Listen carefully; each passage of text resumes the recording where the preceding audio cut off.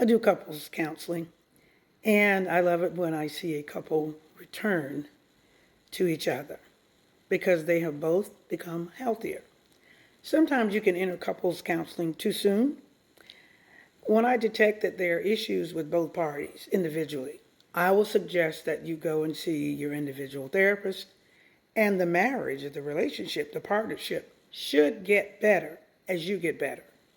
However, sometimes there may be a few kinks that still need to be worked out.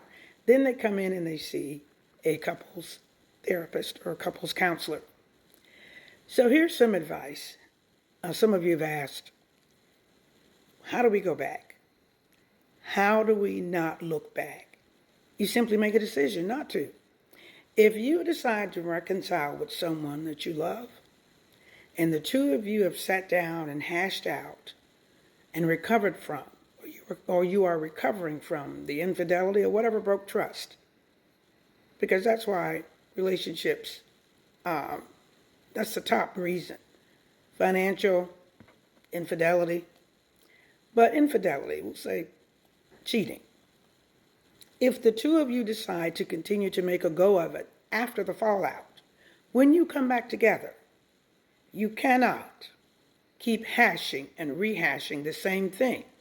If that's the case, you may as well stay apart, because eventually it's going to eat from the inside out, the relationship that you're trying to build. You cannot build while tearing down. You have to do one or the other. And a word of advice, nobody pays forever. If the two of you decide to make a go of it again, make sure that you've got your hands together. You've got them to the plow, as the old folks would say. I've got my hands on the plow, and I'm holding on. That means you can't look back. You can't look back at what's back there.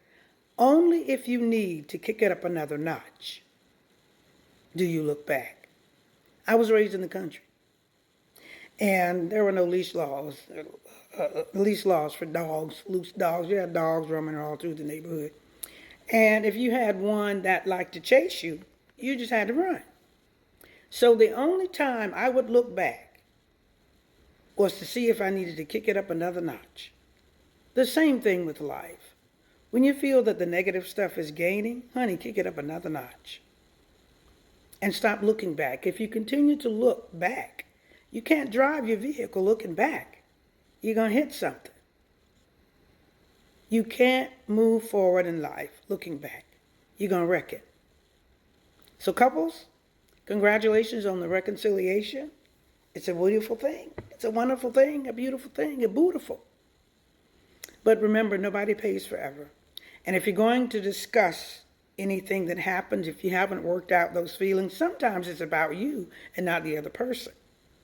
Forgiving is for you, not the other person.